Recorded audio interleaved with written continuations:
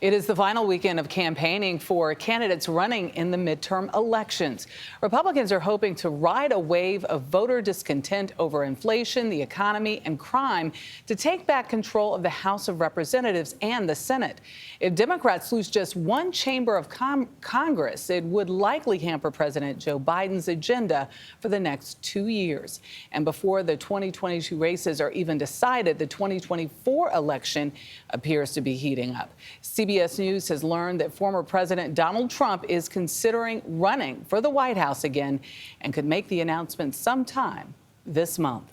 Some of the most fiercely competitive races are in the home stretch. Caitlin Huey-Burns is in Philadelphia with the latest. Caitlin, good morning.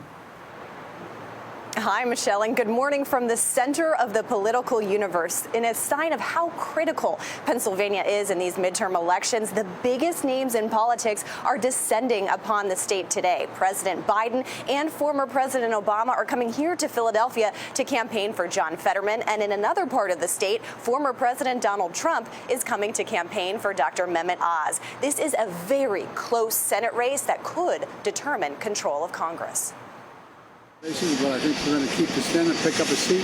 Despite the political headwinds, President Biden sounded optimistic yesterday before boarding Air Force One in California. This is the most important election we ever had in our lifetime. In the final days of the midterm campaign, key races remain tight. Republican Senate candidate Herschel Walker is in a dead heat with Democratic Senator Raphael Warnock. Herschel Walker is running for Georgia, and I think people all across this state, Democrats, Republicans, and independents, can see it. I will tell you all this, if I lived in Pennsylvania, I would have already cast my vote for John Fetterman. Here in Pennsylvania, John Fetterman secured an endorsement from Oprah Winfrey, whose show once helped catapult Dr. Oz to stardom. She's an icon. I mean, it's unbelievable. Fetterman has been responding to voter concerns about the economy and inflation by swiping at corporate America. I think it's even much more critical to push back against the kind of the corporate greed. And the price gouging is well true. Oz has been focusing his closing message here around rising crime.